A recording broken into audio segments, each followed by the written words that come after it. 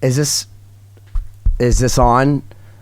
Hey, this is Benny Goodman from my bunker with my internet connection out to my buddy Corey and my friend Siobhan Cronin. How you guys doing? Good. How's it going? Well, we're finally here. We're here to one of legitimately my favorite stories that's happened through this pandemic. I mean, it's post, but Corey. Yeah. We recorded this episode back in June, but this one with Richard Shaw of Cradle of Filth fame was one of our favorite episodes we've done so far. It happens in the Holy Land, in Yerushalayim, Shel Zahav, as they say in Hebrew, which means the city of gold. There's going to be someone that is not right, Mr. Goodman. Yeah, but this was a great episode because it was our second one with Richard, and he kind of opened up a little bit more. So we really got some of the insider scoop and some great, hilarious stories from him. Let's just be real. Anything with an accent, especially when it's a British accent, just sounds so much more intelligent than anything that we're saying. Absolutely. And for anyone wondering, when we were talking about, well, you'll hear in the episode, we're talking about a rock club in Boston that I played at with my band Starset, and we finally discovered the name. It was the Paradise Rock Club, so that doesn't drive anyone nuts. Yeah, about 20 minutes in, there's a discussion, and you're going to get very frustrated at us for not being able to think. So yeah, now you know, for anyone wondering. The Paradise. It's the Paradise. The Paradise Rock, okay. Rock Club. Yeah. And hope you guys enjoy this. And if you want to... Why do you always ask them or tell them to enjoy it? Let them just listen to it. And if they're disturbed by it, great. That's true. But if you don't enjoy it... We try to be positive on this show, though, remember. And if you don't enjoy it, go to cradleoffilth.com or check out October 30th. They're doing a live stream concert. You don't want to miss that. And also, Richard is still offering lessons. So for anyone, you can always check out his Instagram. If you want to learn guitarist. the Dorian mode, Richard Shaw. Yeah. Yes. So check it out. You should.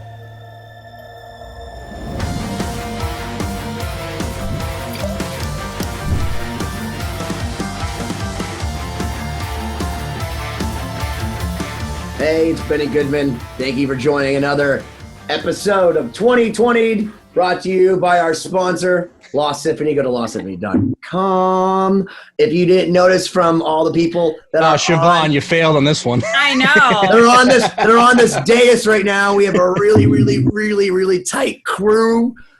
Someone's going to be punching me in the face in their head. We have Corey Peza over there with his Harpoon IPA. He's wearing that because Harpoon, we want you to sponsor us. Yes. We're awesome. Corey personally keeps you in business. Siobhan Cronin, that is Scottish. Everyone in Scotland, send her cool shit. And by cool shit, I mean literally shit. That'd be awesome. I can't wait till you get shit in the mail. They're all in the pub right now. They're not listening. And we are so lucky. Let's take a moment here. We are lucky because we actually have someone besides Siobhan, obviously, that's of some reason to turn your dial and take the time, because you could be anywhere in the world, but you're here with us. We have Richard Shaw, the amazing Richard Shaw, the Cradle of Filth guitar playing Richard Shaw, the industrious, the intelligent, the intellectual Richard Shaw, the teacher, which, by the way, you can find him online. You can get classes from him. So before I talk about anything, we were talking the other day, Richard, about Leonard Bernstein having an 8-hour, I don't know if it was a Harvard speech or something, online. Harvard lecture. Do you watch those things, and what's your opinion on Leonard Bernstein? Wow, Bernstein, way to start it off heavy. Yeah, Leonard Bernstein was when I was 18, he was my hero. That's when I discovered West Side Story, and that was it, game over. And it was. What side were you on? That's a very good point. I'm just trying to determine what I was a Jet. I was a Jet. Why? Why were you a Jet? Why were you a Jet? Because of Benny and the Jets. and I want to be one of your Jets, Benny. I'm so glad you said it out loud and I didn't have to do anything. So we've got Leonard Bernstein and Elton John and Benny Goodman mixed together. Yeah, we should just stop now, I think. The musical trinity. You guys need to sing, sing, sing, and I'll just be the king. Jesus. Yes, my liege. So hold on, we gotta start this off because Corey and I were talking about this since we don't really matter much in real life. Well, we matter on this show because we can talk over you, but in real life, people actually care about Siobhan and people really care about Richard, and they really play to people that really care about them everywhere in the world, which is weird to me because nobody cares about me here, nevertheless there. Like nobody even wants to be here when they are here, nevertheless there. So but they always want to be with you. So I'll throw this out to you. In the last 6 months, what is, and I'll leave it ambiguous, open-ended, the strangest, most interesting thing you internalized anywhere in the world whilst on tour? Richard, we'll throw it to you since you're our guest first. The strangest thing I've internalized while on tour. In the last maybe the last 3 months, everyone's been inside. Yeah, right? 6 months. Not much to choose. I was going to say, I was just really worried about the phrasing. What have I internalized on tour? Like, what have I had forced upon me on tour? Leading. Like, I was leading. I know it's code of a road, man. You don't tell. What goes on tour goes like, online. You're still in the band. Yeah. It's my initiation. Yeah, it is that whole thing. What goes on tour goes on social media, isn't it? Yeah. I can't think of anything. It's not as weird as it is. Cradle isn't that crazy on the road. I think it's just the fact we get to go to pretty much every country in the world. Well, I mean, like, we are an what did you see? incredibly lucky country. I mean, what did you see? And it's weird in another country. I don't mean like fans getting tied up backstage, like Marilyn Manson, and Trent Reznor, those fucking liars that just have people write books about them, like Motley Crue, like they really did any of that shit. Fuck you. You were just drunk and passed out, and someone wrote about it. Now I'm talking about like you went to Belgium and you saw someone fucking jump off a building, like in Bruges or something. You know what I mean? Like, go. Thing is, my memory is so bad. I'm sure there's loads of stuff like that. I was just saying this the other day. Like, I expel still. Like, someone will ask, like, what did you do yesterday? And I'm like, I don't know. It's not in my brain anymore. Yeah. Weird enough, we have had moments like that. You mentioned in Belgium about someone, like, jumping off a bridge or something. That happened, I think, when we were in Perth. There was like crazy moments like that where we get to the hotel and we're like, what's all that commotion outside? And there's someone on top of a hotel wanting to kill themselves and all the police outside. And we were like going, really? Like we've just come off like a 17-hour flight. Can you keep it down? And it sounds horrible to say out loud, but that's what you're truly feeling. Did he die? He did survive. He came down. Steering away from the suicidal tour stories. Perhaps maybe more general. Like you both, Siobhan and Richard, have been around the world. What's the most unique destination that you guys have stumbled upon that where maybe you were like, what's culture shock wise? Was there any point where you guys were like, oh, we're not in Kansas anymore? You know what I mean? Well, I mean, for me, not to jump in first, but so we went to Russia recently, and we had been to Russia, like Moscow, St. Petersburg before, which I think I was relatively prepared for because it's like relatively European style, like big cities. But we started out our Russia tour on the far east side, like almost directly next to China.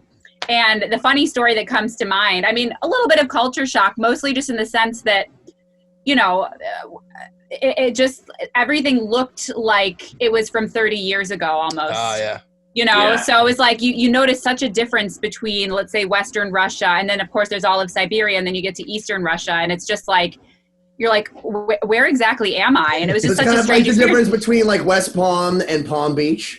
I guess so. to put a really bad analogy, but if you want to make a terrible analogy, that's great, right, Ben. Right, exactly. If you want to sum up Russia, go to West Palm and Palm Beach. Yeah. No, but of course it was an Epstein joke. It was an Epstein joke. I know. I caught that because I've been watching that too, so I totally caught that. But what's interesting? What a scumbag! Totally. No, but to say now that he's dead, good. All right, so staying on track here.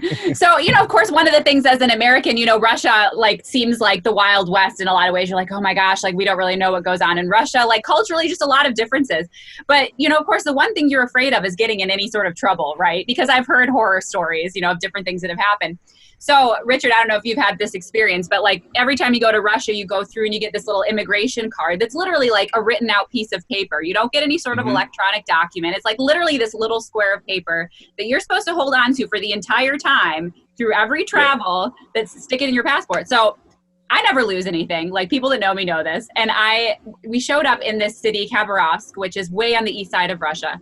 And, checked into the flight before. We were flying every day because every place is so far away. Got there, got in to check into the hotel, and the promoters and the people that were helping are like, oh, where's your immigration card? I said, oh, it's in my passport. And they said, no, it's not in your passport. And I don't remember it dropping out anywhere. Oh, anyway, okay, we had flown at like 5 o'clock in the morning from wherever the fuck we were the day before to this place far away. And we have to be at the venue in like 3 hours. And I'm like, thank God, I'm going to like get into my hotel room. I'm going to, no, but I'm like, all right, I'm going to go, I'm going to take a nap, I'm going to take a shower, this is going to be great. I'm so happy I have like 2 hours to sleep because we slept like 3 hours the night before. And the second I was about to get in the shower, they call from the front desk, they're like, we're sorry, but you have to go to the police station.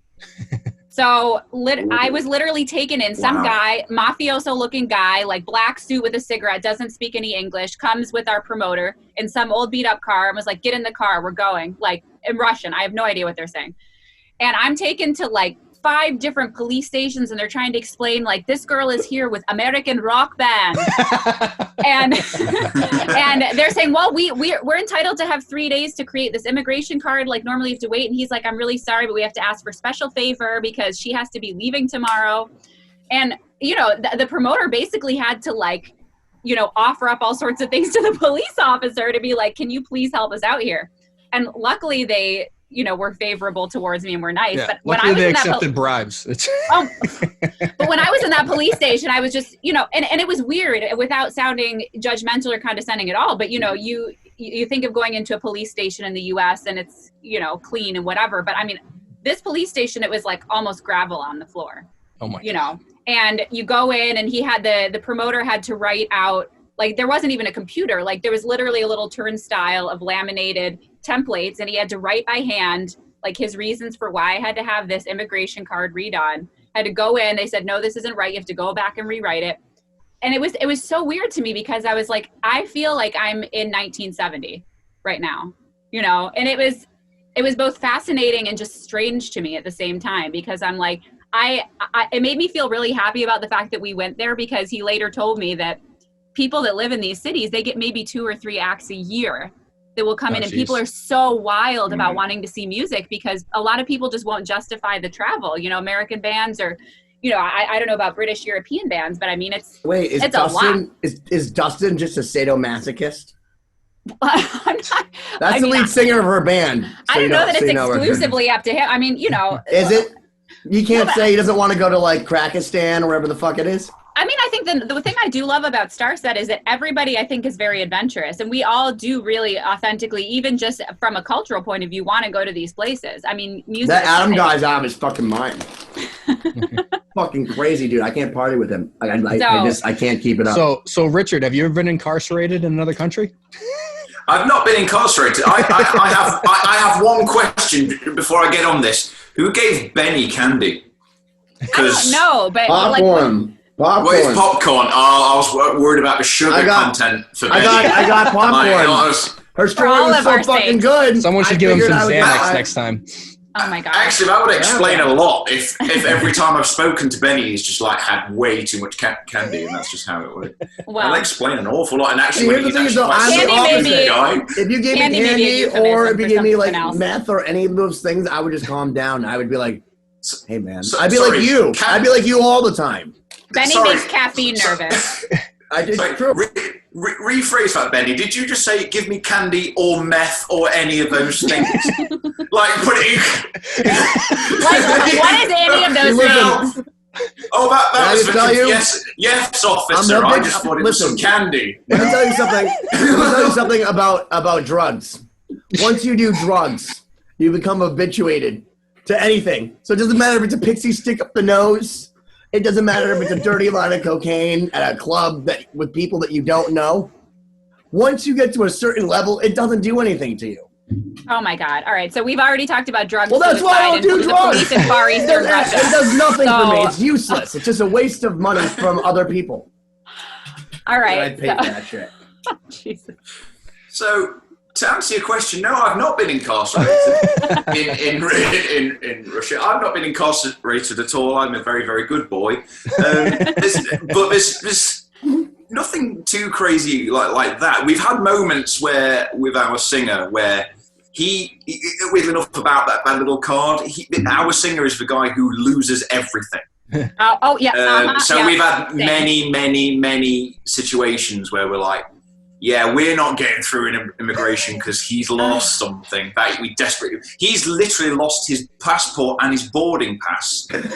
No, bit of a lie. It must have been 2 seconds after he left the desk. He lost it, and we were looking for about 10 minutes trying to find his passport and boarding pass. We had no. Oh my God. How it's like going from my living room to my kitchen. Going, how did he lose it? And it can't have gotten far. Do you think this is why he bruised Dionysus? This happens on a probably. This happens on a daily basis during Cradle of Filth. To the point where it's like, this is why we have a tour manager. Yeah. I think the rest of us are quite all right and handle life well. But our singer, bless him, he needs a babysitter, not a tour manager. Like, so aside from give me the passport now. I'll look after this. We totally relate. Aside from like maybe, all right. So I think Siobhan definitely wins this round of like international like disasters. But what about like just the stage in general? Any Spinal Tap moments you guys can speak of? Oh my God! Well, yeah, I mean, Starset is. I mean, if you know the Starset show, it's a bunch of men in spacesuits with backpacks that shoot out cryo. So there are literally Spinal Tap moments on a daily basis. I'm not sure. I'm trying to think of like. I mean, there's always. I know that Brock has like fallen off stage in some capacity before. I mean, something crazy like. I thought you were gonna say several times. Can I tell you? I actually. It may have been several times, but there's only one that I know about. Can I tell you an actual war story I thought of? Because it's actually relevant. Because I went to Israel because, as some of you listening to the other podcasts, if you haven't listened to the other podcasts, again, get the fuck on it. I went to Israel, and when you go to Israel, you go to Jordan sometimes, and like we were on the border of Lebanon, and I had my little. It's not supposed to be a real war, Ben. We're talking about tour stories. Yeah. No, I know. That's why I'm saying that. Like, our drummer's punny, so I figured I'd take tour war, whatever. Anyway, I had my little disposable camera, right, and I'm taking pictures of the Jordan border. And if you've ever been to like Israel during, like most ever, there's people with M16s and AR-15s or whatever the fuck it is on like every corner, everywhere. You're not really sure who's who. Like, there's the Sahel in Israel, and there's like mean people with things around them, and they saw me, this little American who, by the way, at the time had long hair, and they saw my camera and they basically took it out of my hands, like made me get down like they were gonna fucking kill me, and then they took my camera and they like just destroyed it with the butt of their gun and then continued to go on. Oh yeah, well, it's a super similar thing happened to our videographer when we were, he was with another band at the time, but he was telling us this. I'm always gonna be like, that's not how it happened. No, but he is a similar thing. He has this like drone that he'll take to different cities to do like aerial shots for music videos. And he was also in Russia and Moscow. And somehow, he was walking around getting some aerial footage, and somehow his drone got like over the wall of the Kremlin. And I think he just didn't know at the time. Wow. But like he got within minutes like seized by the police. They were like, how did your drone make it into this area? And they took him in and they were questioning him. And I mean, yeah. He's like, was destroyed. If you knew me in 1988, I was the guy that won Bubble Bobble. That's how I got into the fucking. That's how it happens. You can get into trouble real fast with those. There's 99 levels. That's some skill. Yeah. So that's nuts. Richard, like anything crazy on stage you can think of? There's the usual thing like the misfiring pyro. Okay. And stuff like that. That's happened a few times where I've been alarmingly. I nearly did a James Hetfield Oh. There's been a few of those where like, who the hell set that off? Did you have a nice polite conversation with your pyro guy afterwards? Yeah, well, weirdly enough, it wasn't our pyro guy. It was like our tour manager at the time was just like, "There's not enough pyro." Was he the same? He just kind of went, "There's not enough pyro, and we've got a lot of pyro in the budget at this festival." And he just kind of went, "Let's just fire off more," and that was it. And we didn't know. And I don't know if you've seen any footage, but I do a crazy like spin on the spot while I'm playing guitar. Yeah. And I was in the middle of one of those when the 12-foot flames went off, and I was very close to one, let's put it that way, and I was like, whoa, and then somebody just came across and was like, don't do that to our tour manager. They're like, yeah, don't step away from the buttons. Like, oh my gosh. So we've had a few moments like that. Weirdly enough, I've got a story that happened in Israel, weirdly enough, and that was the time we had an impromptu drum solo, which has never happened in Cradle of Filth, because a certain member of the band who will remain nameless shit themselves on stage, and that was 4 songs in. They had to wait until the encore, which was another 10 songs later before they could get off stage. I'm gonna joke. At least we know it's not the drummer. So that it's not the drummer. And it wasn't it wasn't me. Oh my God. So basically, that happened in Israel. We got in really, really late, and our rider was basically like, when we get to the venue, obviously we've got the things on our rider. We don't ask for much, but we just need some food. And the food didn't arrive until like half an hour before we were meant to go on stage. Oh no! So we're all like, "Fuck this! We need to eat. We've had nothing to eat all day." Like, and certain member just basically, and they got us lots and lots of sushi. And Israel sushi is really, really nice if you ever get to it. Yes. And so he just went for it. He just went for it. I'm starving. I don't care. And that was it. I think it might have even been 2 songs in. Apparently, I had no idea. And like we walk off. We played like 15 songs or whatever. Walk off as part of the encore, like a fake encore thing. Next thing I know, there's like an extra intro tape. Then a 10-minute drum solo. I'm going, what the hell is going on? And then our tour manager literally said, yeah, he's in the shower because he shit himself. And he's basically showering down and getting his... And then he needs to find his spare costume, then we're going to finish the show. Oh, my God. For about 13 songs, he had a shit just lying there, walking around the stage like nothing happened. I want to Google and performance right now. And, what year? Yeah, so, what year was this? I want to know.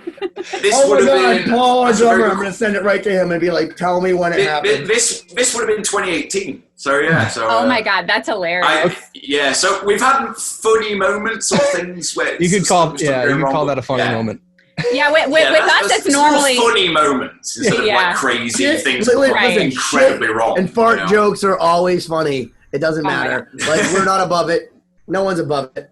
Yeah. With us, a lot of the, mishaps that go on stage have to do with programming because, it's like a lot of like video production and different stuff that's time coded and all this content. So every once in a while, like, because you're in a real band that like has real massive production, Well, I mean, I would say it's pretty big considering the size of band. Pretty big. Okay, I love the fact that you came to the Orpheum or wherever the fuck the venue is in Boston, and you're like, oh yeah, this is like a third the size. No, that was what the no, it was. Oh, the Palladium.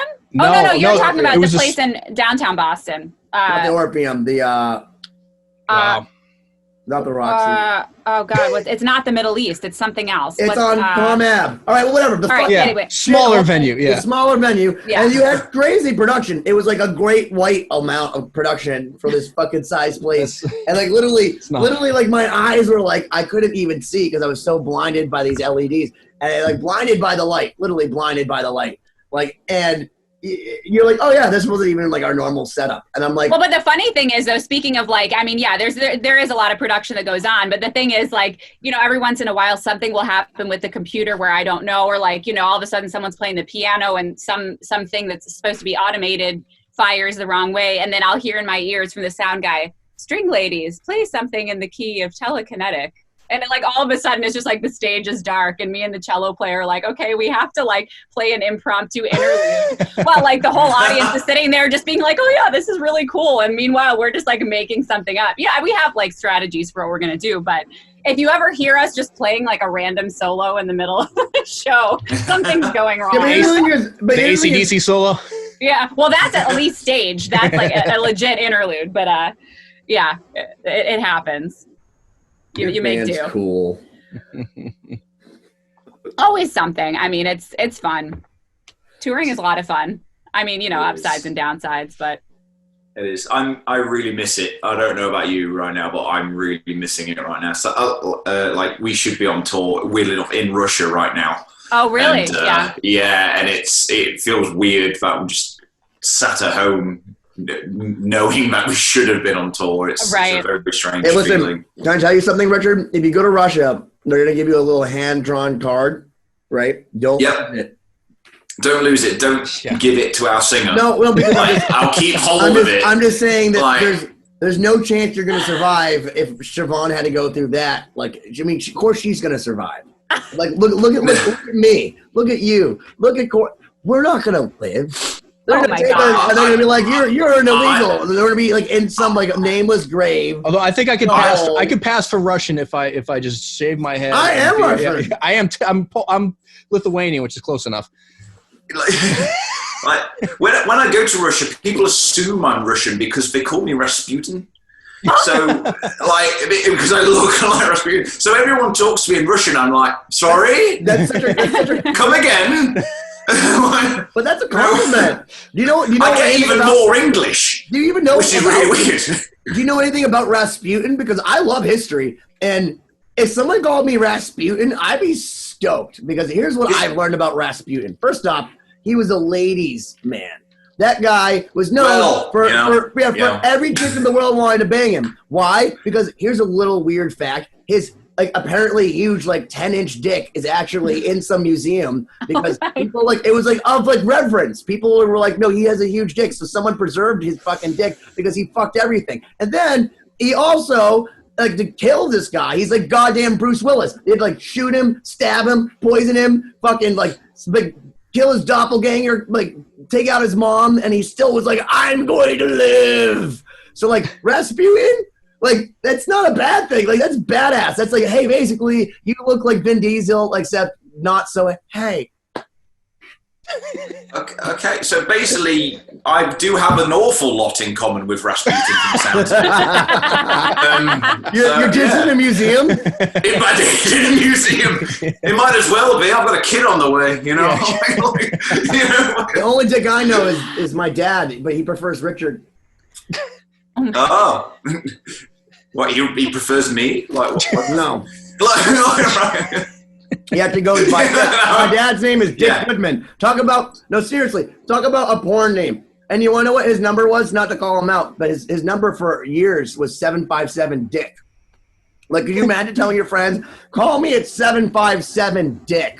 He thought that was funny. He didn't think for a second there was a double entendre. Maybe he did. Maybe he has a sense of humor that I've never been aware of. But anyone that knows my dad, he's very dead. He would never talk about this. He listens to nothing past the 18th century above the level of 2.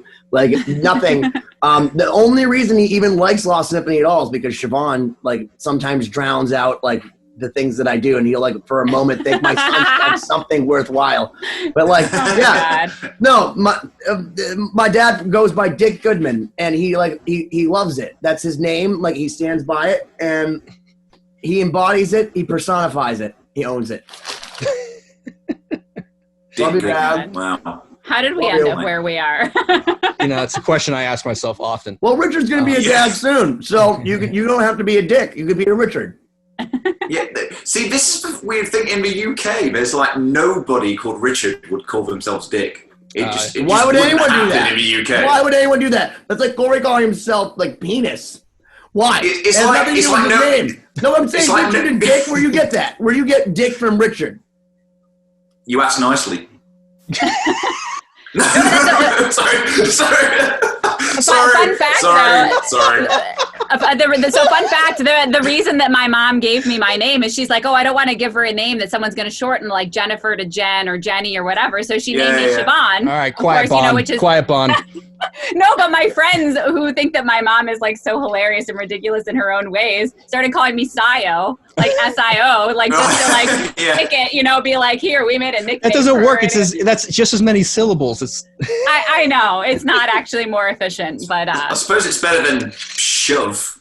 I've been called when I first joined Starset, they were calling me Chevron, like the freaking gas company.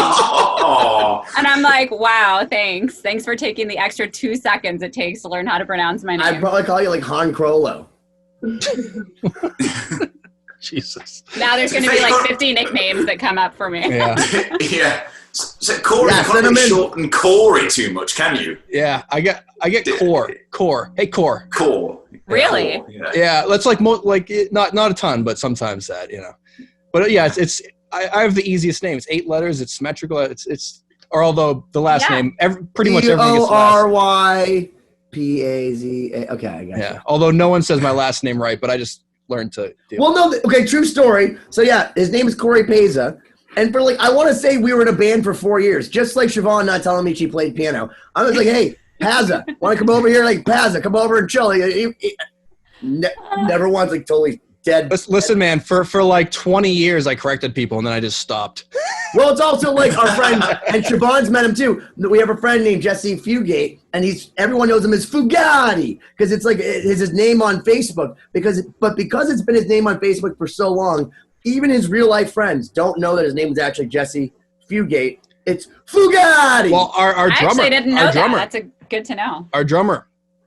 Paul Lorenko. Spelled Lorenko, pronounced Lorenzo. We've learned, so one thing we've learned with the little bit of press that we have from Lost Symphony, since we have no sponsors, even though I'd like to think that since I've been eating smart food for a good amount of this time. How about spiked seltzer, truly? Well, I mean, that I'm hiding by putting it in a glass. I need more whiskey. I'm running low. And Quaker Chewy just kept me alive. But beyond that, I'd like to think that what were we talking about? No, so you were on a podcast once, and the host got almost everyone in the band their name wrong, and it was the funniest thing I've ever heard. He looked at our press sheet and was just like, ah, shit.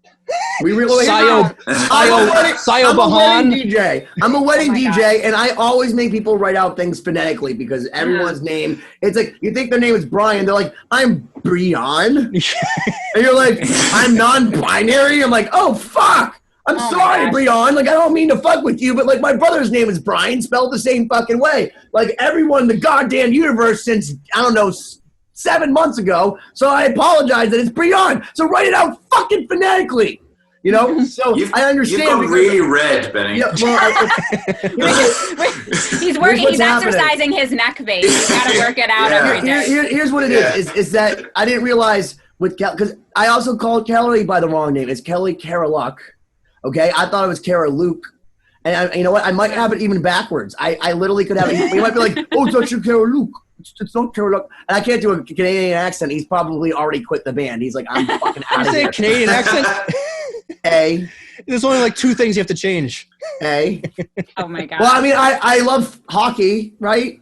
They like that there. And poutine. Listen, I'll just go on record saying poutine's fucking genius. Because if we bonded on anything, as other listeners, if you've seen Richard on our show before, I actually saw Richard witness Cradle of Filth at his first real festival gig at the Amnesia Festival in Canada, which I will say that those Canadians know to fucking rock. They put the best shows together that aren't overstuffed and over fucking corporate like Bonnaroo and Lollapalooza and all that stupid fucking shit. And I'll just tell you, man, it was fucking insane. And going up to Canada and seeing those people actually learning how to rock and how much they appreciate music was just so wonderful. And the fact that we have that in common, Richard, because I just remember going to so many corporate festivals for so long and paying $73 for this little thing of water until someone died at Woodstock. And then they're like, okay, we have to give a thing so we don't get sued. And you still have to wait 74 fucking hours for a bathroom, and Skrillex is on at the same time as the Killers. So you're like, well, there goes my friends, because we're divisive, you know what I mean? Like, one of our friends wants to listen to EDM, and like, so you came to Chicago for no fucking reason. Whereas they're smart in Canada. They have like Cradle of Filth and, you know, all the other filthy bands on the same fucking stage that are like and angry and lose things. And then you have another stage with Henry Rollins ranting, another stage with like Cannibal Corpse talking about things bleeding. And then but there's always space in between, and there's people in between, and they give you weed as you walk by, and everyone's concerned for you. And yeah, there's people doing meth in the corner somewhere, and nobody's in shape. And they have. You sure it wasn't candy? No, well, the thing is, and this is what I was getting at in the first place. This is a long-winded poutine thing. Yeah, so the thing is, it's about poutine. Like, I love fries, but like in the United States, it's not okay to like dip them in mayonnaise, which I openly do, which I think, I mean, listen, anybody who's on the Food Network knows that fat on fat is always good, and anyone that argues otherwise is just wrong. It's umami in every single way, other than it doesn't have soy and it's not umami. All right. Well, before we get carried away into another universe, I totally agree with you. But this was actually something I wanted to talk about that was cool, was talking about festivals, because I heard also in an interview you played Download, I think a couple of times, right? Yeah. European festivals. And speaking of, I don't know that we've done Canadian festivals, but I have to say, like, a lot of the festivals, like Download, I had such a memorable experience, and like Rock'em Park and Rock'em Ring. Richard, do you have any that were like of European festivals that say that were particularly like memorable or special? The first one that comes to mind is Download. We played it 2 years ago, and I live 20 minutes away from Download. Oh, wow. And Download, I've been to every single Download apart from one, which was the one last year because I was in tour in Russia. So I've been to every single one. Like, I was that kid going like, right, I want to be on that stage one day. And then 2 years ago, it actually happened. And I was like, this is hand. Quite an emotional day, and nobody could. It is. God took the guitarist by the hand, turned him around, and miracle of miracles. But there was. I thought it was a cue for song. God damn it. Ben, let him talk. we started off, I think before we went live, Richard, we apologized for Ben. It's all right. What's in that water bottle as well? Like, no one knows. What's in a water bottle? It's Evian. That was the biggest one Poland for me. Springs, whoever sends us money. Evian, I'm not a fan of Evian because it's naive backwards. That's just tap water. That's tap water you're drinking that you've paid a lot of money for. Yeah, it's naive. Right, but anyway, so Download was the big one because weirdly enough, in 2013 with my old band, we opened the third stage. And I was like, oh my God, I'm never going to have anything like this before. Yeah. There was like 4,000 people in this tent. And then like fast forward 5 years and I was on the main stage in front of 100,000 people. Oh and that was like a moment where I was like, it was very hard. I'll be honest with you, not to sound too weird about it, but it was very hard not to cry at that show. Because that was one of those shows where it was like, everything has built to this moment. Every decision I ever took in my life and musical career led me to where I wanted to be when I was like 12 years old. And it was amazing, such that was a weird moment. I totally, that level of humility is amazing. I mean, I think that's so important to appreciate those moments. Learn from him. Go and take lessons from this man because you just heard it. Like, literally, you just heard that. Like, that, what an elevator story. Not even just a pitch because it's a true story of a guy that, like, you don't even know why you're learning how, like, Siobhan told the story of how she went to school and learned nothing that was useful for her. And that you went to school. I mean, you spun it a little bit. That you immediately got out of school, and you're like, "Oh, this makes sense." And then you end up in the coolest band, playing the coolest show right down the street from you. I'm not in Starset. That's the coolest band. Now we've spoken. The last time we talked, we talked about how you basically got that gig because you were ready. You were always ready. You were looking for opportunities and you were prepared, and that kind of goes to show you that's a good kind of climax of where we started that conversation in the last show, is just the fact that you were available for an opportunity led you to another place, to another place, to another place, that led to that point in your life where you were like, oh shit, it worked. Yeah, that was a proper one of those moments where it was like, I really, really thought when we got off stage, it was like, right, this is now the time to stop and smell the roses. Because if I don't soak this in, this may never happen again. Yeah. And I'll probably never play to an audience that size ever again in my life. Don't get me wrong, we played to some big crowds at these big festivals and stuff, but it was not really anything as big as Download, really. It's like, so it's, so it was definitely one of those, I've got to soak this in because this may never happen again. And I almost treat every gig like that, as corny as it sounds. Well, you said because you never know when it's going to happen again. No, I think that's great. I mean, you get so much more meaning out of every show. Yeah, of course. It could always be the last. Exactly. Absolutely. Especially with the coronavirus and everything that kind of put a stop to everything. And you never know when you're 2020. Shit, you could be like mid fucking drum solo, and all of a sudden, you explode like Spinal Tap. Exactly. Fuck that. Yeah. But I just want to say, 2020 himself. Yeah, from the bottom of my heart, I just want to say that it is very inspirational. Richard, to hear, because if anyone follows Richard on Instagram or Facebook, you're very inspirational.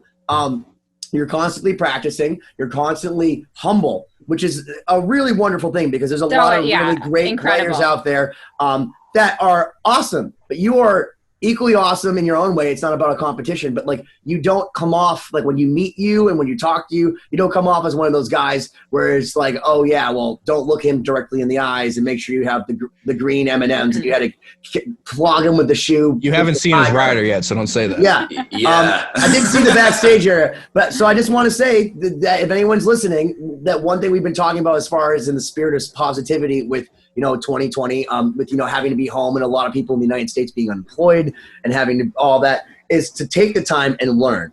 Get people like Siobhan and especially like Richard to teach you these things, or even just go online and learn anything and take this time and be productive. Because like you said, Richard, on our previous cast, that 3 years, the reason you took so much time at school is because some people you listened to them when they said, you're never going to have a time in your life to deal with this again. And actually, for some people, you do. So true. Right now, like the world has stopped. This is the time now. This is the time. Yeah. There's a lot of people who always find reasons to not do something. And I'm a big believer in, as hippie trippy as it sounds, I'm just a big believer in if you work your ass off and just think positively and you think, right, well, if I'm not doing something every day that goes towards my goal, I'm not going to make it. I'm not going to do whatever it is I want to do. And it doesn't have to be a music career thing. It's just whatever you want to do in life. And it kind of happened for me. Well, it did happen for me. And it's one of those weird moments where you go, it did pay off. I'm one of the very lucky ones. And I never lose sight of that. And weirdly enough, I always think of something that happened to me in Grasspop in Belgium. Oh, we played there like 2 summers ago, I think. That was very cool. we were there last summer. Siobhan. No, not about me. I was just saying. I remember having a good experience. It was very cool. No, the European festivals are just so good. Yeah. And it's like one of those things, it's like, right, okay, I've finished my set, now I'm going to go watch my favorite bands. Mm-hmm. I'm just going to go be a fan again. And the one thing that always... So I'm going to do an ultimate name drop here, but I was watching Korn side of stage. So one of my favorite bands, I'm watching side of stage, having just played our set like half an hour before. I've just come off and like get the shit off my face, get back into my civilian clothes, and like I luckily enough had side stage access for the main stage and got to watch Korn. Next thing I know, the guys from Slipknot come in. And I'm like, fuck. This is like one of my all-time favorite bands. I've got to say something. And then I just introduced myself, like all the guys from Slipknot. And they're like watching Korn side of stage. And then I remember, this is what I always remember. And we were just chatting away going, oh my God, they're just nice, normal guys. They're really, really cool. And then next thing I know, Rob Halford from Judas Priest walks past. And Corey Taylor loses his shit. And he's like that. Wow. Honestly, Corey Taylor's like, everyone in Slipknot is like, go on, go talk to him. Corey Taylor's like, I can't. Wow. He was fanboying like fuck. And moments like that are so amazing. And it was one of those moments where I went, we're all the same. Yeah. We are all just incredibly passionate about music and work really nice hard that he actually got to see Rob Halford, because I'll tell you, I stayed outside of a hotel with Roy Z, his old guitar player, on Rob Halford's birthday, and they said that I should sing "Happy Birthday" to him because he likes. I was young, and they thought it would be funny, and he never came out. So I waited with Roy Z, his guitar player, to see if he'd come out, and he did come out, and I was very upset because I love Rob Halford, so I'd be like Corey Taylor. But except I have no fear. I will go right up to those motherfuckers. Actually, it was a Jay Weinberg. My buddy Alex was backstage with us at Slipknot, and he was so nervous. He's like, "Don't talk to anybody. Don't be weird. Don't." But I'm like, so I walked right up to Jay Weinberg because I don't give a fuck. I was like, "Hey Jay, you definitely do not. You definitely do not. He will be really upset you if you don't take a picture." Completely out of fucks. And I basically, so I basically grabbed him by his head. I'm sure he fucking hated me. Brought him right over, took a picture with him, and I was like. And then I had I've been to NAMM with you. I know how this works. Yeah, Alex did the same thing, and he was like, "Oh my god, that was amazing!" I'm like, "Yeah, dude," because like you just have to go and talk to him. You do, and so Richard, we talked previously, and you said like when you started out, you just wanted to find a way to make money playing music, playing guitar, and I think that's why when you hit the Download Festival, you were able to kind of say, "Oh shit, like all right, I'm going to take this in." Because I think, and I think where you are is amazing, and I'm super happy for you. But had you not made it to that level, but maybe you played that other show in front of 3,000 people, I bet you had the same outlook. You're like, oh shit, I'm doing this for a living. I did. So I think that's a really important mindset to have. I work in the studio with a lot of young musicians, like Ben and I both, like really young musicians, and they all say the same thing. Yeah, no, I'm just gonna write a hit song and you sell and like get signed. And have like 1 million people on Facebook, like, and the amount the amount of disappointment they're setting themselves up for is crazy. I even personally, just the fact that I worked a 9-to-5 job for 10 years, and I don't anymore. And so like the fact that I do this for a living, even at the level I'm doing it, is rewarding in and of itself. Do you say thank you to the people at the grocery store when they bag your groceries? Like, I do. Thank you to like have a nice day to them, like automatically, because you're just so used to saying thank you to everybody. Well, yeah. But yeah, I think having the outlook of like, no, like I'm happy with what I'm doing, regardless of what it is, and the fact that you can maintain that mentality whether you're playing in front of 3,000 people, 30 people. Like me and Ben, 10 people, or 100,000 people. Do our moms count? They do. Yeah, I count them. Moms are people too. You know. No, I couldn't agree more. I mean, I think you have to love it and you have to be authentic all the time, you know, and it has to be enough for you to just do it because you love it and you care about it. You know, I feel like it's so easy to get wrapped up in what you want Nike, the long term to be. Give us some money, Nike. Just do it. Just do it like Siobhan. Just do it like Siobhan, Nike. No, it's such your but before to go back to like funny, you know, like funny, like random festival tour stories. So when we played, it wasn't Download, but it was, I think, Rock am Ring. It was one of the German festivals, but we had played and then we went over to like the bigger stage. We had played like one of the smaller stages, I think. And we went over to see Bring Me to the Horizon, and we just went out into like general population, whatever, like kind of near the front. But there was some like super drunk German guy that came up and he was like, "Hey, like, what? You're American. Like, what are you doing here?" It's like, "Oh, well, we just played on the other stage." He's like, "No, you didn't. Like, no, you didn't play." He was like, "Well, what stage was it?" I was like, "I honestly don't even know what stage it was. Like, we don't even care what stage it was. We're just thrilled to be here." We were like, "This is so fun." And, you know, it's funny when you have those moments with other artists, you know, where it's like, you do realize they're just people and like everybody just wants to do what they love and do a great job. And it's really not about you just like call a drunk German guy an artist. No, but I'm just saying, like, I appreciated that, like, he just thought that I was like another person or like people in my band. Yeah, exactly. Because I think that's how it should be, you know, in a lot of ways. Just like we're all human and we're all just doing what we want to do, and that's cool. Exactly. Wheeling, speaking of touring and playing live, when all this stuff is over, this is one of my questions I wanted to ask.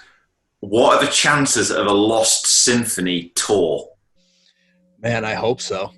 That would be awesome. I don't know, Ben. Maybe you guys might know more about it. Well, so here's the thing: is I feel like we got something good going on, guys. I think like we got the band here as far as the 2020. So like, let's talk about it. The music industry sucks, and it's so hard. And I don't mean that like there aren't good bands, and I don't mean that there aren't musicians out there that are super talented and artists that are really meaningful. But when I say the music industry sucks, I mean that it's so hard to make money and to like fulfill yourself. Like if Motley Crue can make millions of dollars, why can't Siobhan be a billionaire? You know what I mean? Like it doesn't make any sense to me. And the thing is as all the stuff that people see, like all the guitars and all that sort of stuff, it's because I've always worked in retail and because I've always been a DJ and I've always had another job. And it's been very recent that I'm like, I am my own proprietor of my own business. I have my own thing. So as far as, Lost Symphony touring, it really comes down to, do people love this enough? Like, because we love it.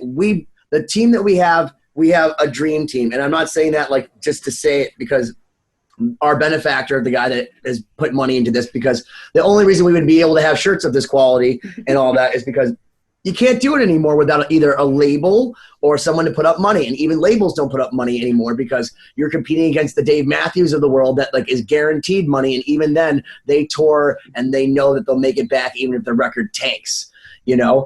So the thing that really sucks is that it's very hard for people who are as talented as you guys are to go to university and to make it. So first off, hearing someone like you, Richard, being able to be in a band that influences people, to be able to be the fan in the audience and then be the guy on stage just before the other band is a wonderful story that it really can happen. But with Lost Symphony, I believe it can happen. We know what we want to do. We want to have a visual show a la Pink Floyd. We want to have it be much more of an experience, not to rip off Starset, but to rip off Starset.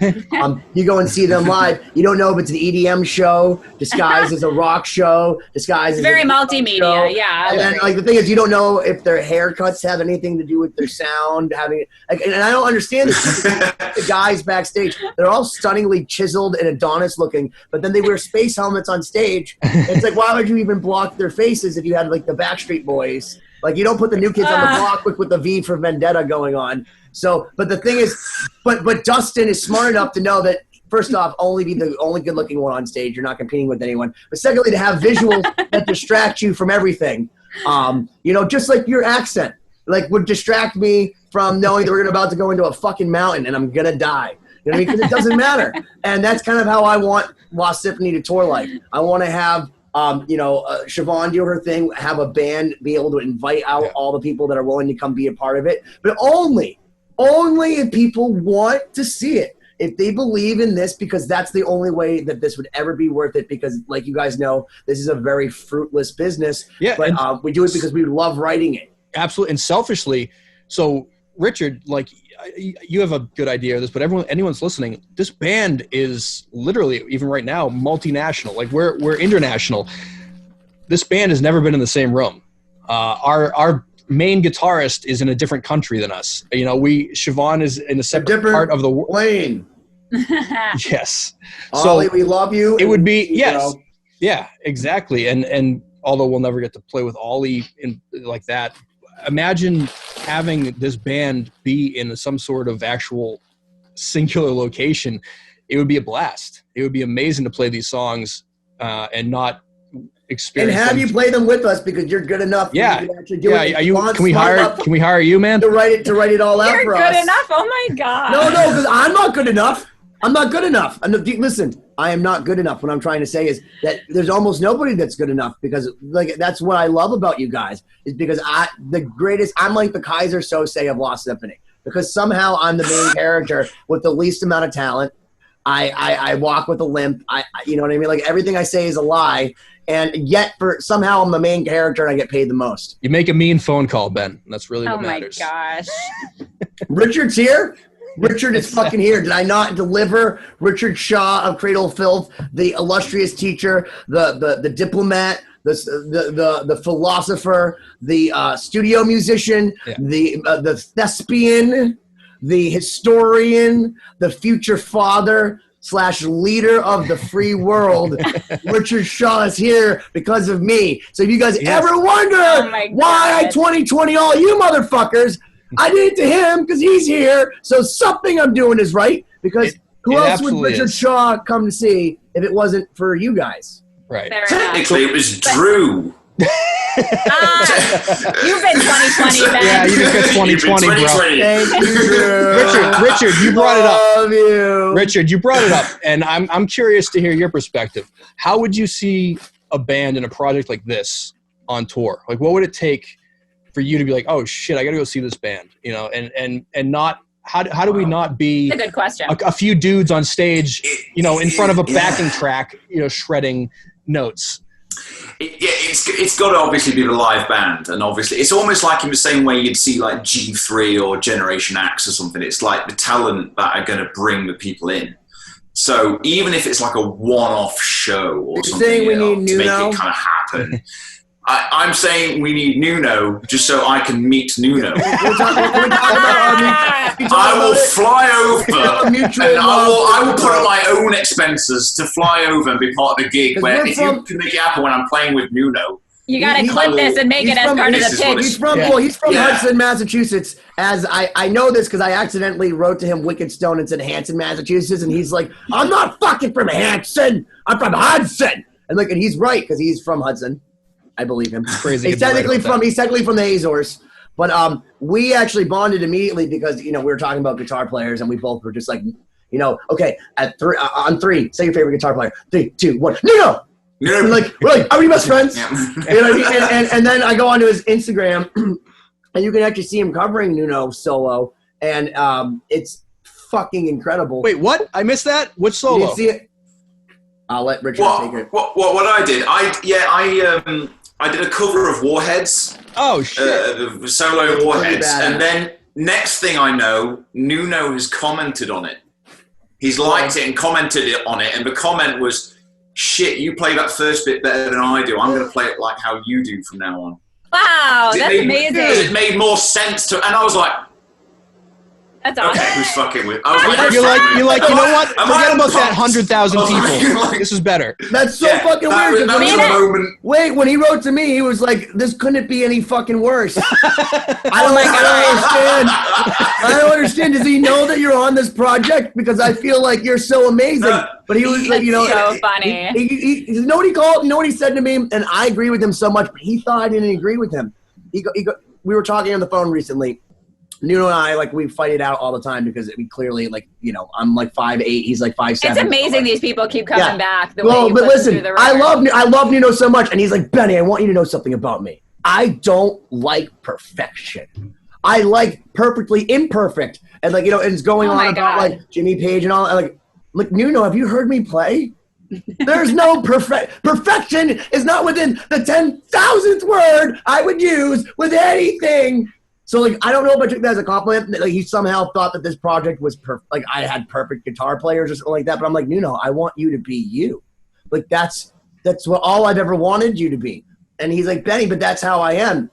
And I just want you to know that, Nuno is my fucking hero. But, I think that we butted heads because I think he's expected me to want him to be perfect when all I wanted was Nuno. And he's the best. The classic artist. So much. And he's so good and he's amazing. But the only thing that's stupid is that he has this fucking beautiful house in the fucking hills and his room that he does all his guitar stuff. You can see over the hills. And you want to know why? Why you get good? It's because you lock yourself in the basement. You don't look over the hills and get sun while you're learning, fucking Vivaldi. You strap yourself and you hurt yourself and it's pain. All right, take a deep breath, Ben. Yeah. We all get out once in a while. Lay off the smart life. He's living the life. And I want to tell you, the only reason I get angry is because I am so jealous because he's still he's 74 years old and he looks beautiful. He looks beautiful. He makes Sammy Hagar look like he's aged terribly. It's what tequila are you drinking, Nuno? I don't know how you look that he looks better than he did in 1981. But this brings up an interesting point because that's kind of the outlier in my opinion. I don't know, but this is one thing that I think is a big misperception between let's say the non-music public and the community of musicians is people think oh, you've got this one big gig. Some people might think, oh, you play with Starset, so you're just rolling in it and you just chill when you're home. And no, you have to really hustle all the time. A lot of that, even if it pays well, let's say, that's not enough sometimes to maintain the life, especially the expenses. There's no 401k in a band, right? No, it's like you've got to. Yeah, there's a lot. PRSs. Richard's got me on this one. Amen, sir. Right? The pre-factory ones. We bond over our PRS love because he's endorsed by PRS. And by the way, Brock, the lesser half of Shabrock, who's Siobhan's lesser half, but also Dreamy, is supposed to be helping me get a PRS endorsement. And I want to let you know that every single episode I've had dueling image pre-factory PRSs. Subliminal. If Paul Reed Smith. Is that all I have to do? I have two. I have a Les Paul and an SG. Can I have a Gibson endorsement? Is that all I need to do? And I know Richard Shaw. He's a friend of mine. I know Brock Richards. And PRS, I love you guys. Just There's a PRS back there. We've got a couple hanging on the wall. Yeah, I'm sure you got. Those are baritones. I spotted them. Yeah. I still don't own a baritone. Actually, I need to sort that out. I need a baritone. It's pretty neat. Shits and giggles. I wasn't even really familiar with baritone guitar until I joined Stars. I was like, oh yeah, that's nice. Like, it's got some cojones. Yeah. Step on the bass player's cojones. That's what it's got. That's why I have a 5-string bass. I can go lower. Nice. Yeah. I have another question for you while we talk about guitarists. With Lost Symphony, how on earth do you choose which musicians are going to play on what song? Whoever replies to the email. Ben? Oh, really? Is that what it comes down to? Listen, this is Ben's.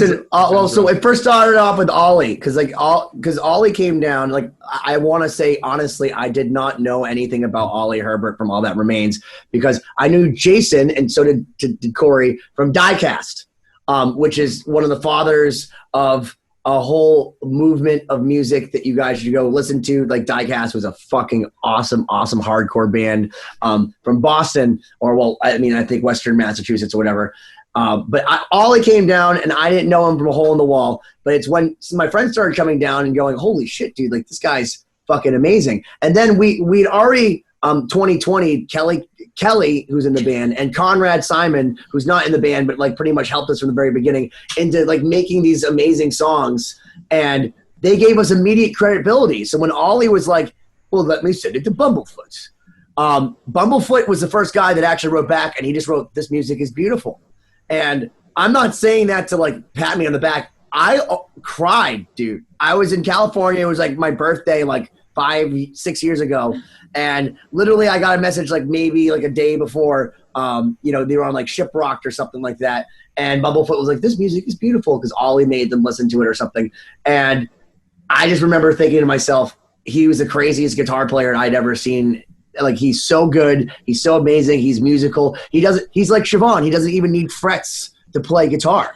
He doesn't even have to maintain. I don't really have a choice, to be honest. In the fret world. And for him to say that our music was beautiful was, first off, a huge vindication and validation to keep going. But it also showed us that Ollie and, Kelly and Jason and Conrad, just because those guys helped us with the archetype songs for this band, we were able to then continue to dupe other smart people who were really talented because of like just 2 songs that they would fall in love with to continue to be in our band. And it just kept snowballing. And then when Siobhan came on board and started putting violins and all of that, she made us credible on so many different planes, because look, the best guitar player in the world still isn't as good as the most mediocre Siobhan. Oh my God, no, you give me way too much credit. I've learned so much from guitar players. Like, it's amazing. Like, the level of clarity. What not to do? No, but I'm serious. Like, when to stop? No, but this Don't is get so important to say. feely. No, because violinists really learn, like, most of what we do is like playing live performances. Nothing is ever really recorded. Like, it's the select few that end up on, let's say, a classical label. So we don't ever really, we play and we practice, but guitar players record themselves and they do albums, and it's like a whole different type of thing. And so the level of like articulation and clarity and like clean playing that guitar players can achieve, I think, is way beyond what a lot of violinists can do, because they're just not used to working that way. 100%. And I think so the general gist of like how all these players came on board is just through like this weird lie we built that we have this credibility. And Ben perfectly executed this whole plan to the point where everyone was like, oh yeah, no, oh, that guy's on it? Okay, I'll do it. Oh, that guy's on it? Okay. It's like a Ponzi scheme of an album. The weirdest thing happened. And then of course, like the most terrible thing happens is that we lost Ollie. And Ollie said before he passed that this is one of the things, like, because you're in a metal band, you understand this, Richard, you get it. Like, you're always wondering, is it melodic? Is it heavy enough? Are people going to like me? Like, being a good musician is always about self-doubt and pushing yourself further. And Ollie was like, too much down on himself. Like, he would be like, he'd come up with these genius things. He'd be like, oh, that sucks, erase that. And I'd be like, dude, there's a lot of magic in what you just did. Like maybe there's a bad note or two, but give yourself some more credit.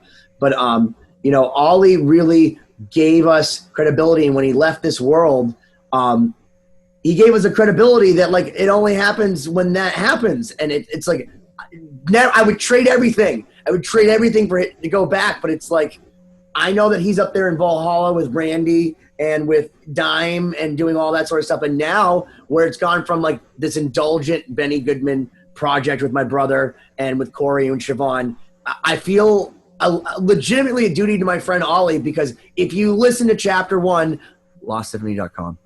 If you listen to chapter 1, listen to Ollie. That's all he wanted you to do was listen to the music. And I remember one of the first things he had said, which was to be on the song Requiem. Man, you guys are ahead of me. He said to me, Benny, something similar to what you said, Richard, which was 64 measures. Are you kidding me? I've never had to compose something in 64 measures that's interesting. And like to watch him just get out of that, not the box of being in a metal band, but just he's a composer, and no one's ever challenged him to go 64. Like, hey man, go 30 miles on your bike today instead of 10. You know what I mean? Like he was like, let's go 64 measures. And I'll just tell you, it was such a pleasure watching that guy just be a genius. And now that he's not here, I know, because Corey was there, Siobhan was there, like we were all there. Like he said, he wanted this out there. He wanted people to know, because we used to joke around like no one's gonna make fun of you now, because like there were some things that maybe he did in his career that like weren't necessarily the best decisions. And I love to be in that situation, to be able to make mistakes that make me millions of dollars. You know what I mean? Like heaven forbid you have a hit that you just don't like that much.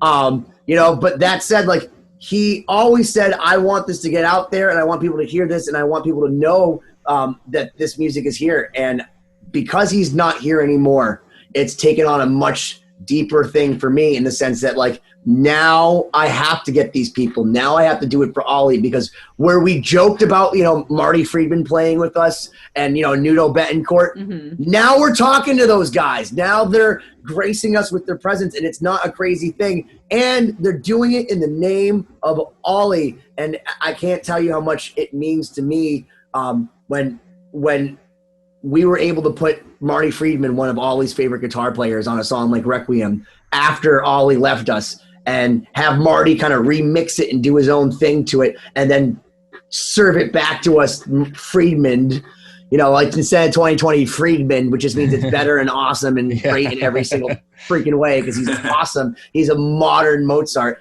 And I'll tell you right now, wherever he is, when he listens to that song, he listens to that solo, which was the first solo we did, I know he's smiling. And absolutely. That was step 1, and hopefully the rest of the world will figure it out. And absolutely. And guys, that brings us to the end of our show. Fast hour. That was a nice way to end it. Yeah. Richard, thank you for being here again. Like, it's been an absolute pleasure. I don't know how we got 2020. How did we 2020 doing this? Yeah. If you ever want me again, I'll happily do it. I've really, really enjoyed it. They all just said that. If we get at least 10 listeners on these episodes, we'll definitely keep doing it. So if anybody was curious from the other episode why I had brought this fan out there, was because it was so refreshing to hear someone like Richard speak so humbly and so nicely, and to be such a caring teacher in a world of such vapidness. Be Richard Shaw. And why don't we remind everyone, Richard, where can everyone find you? Where can they find you, Richard? Where can they be refreshed?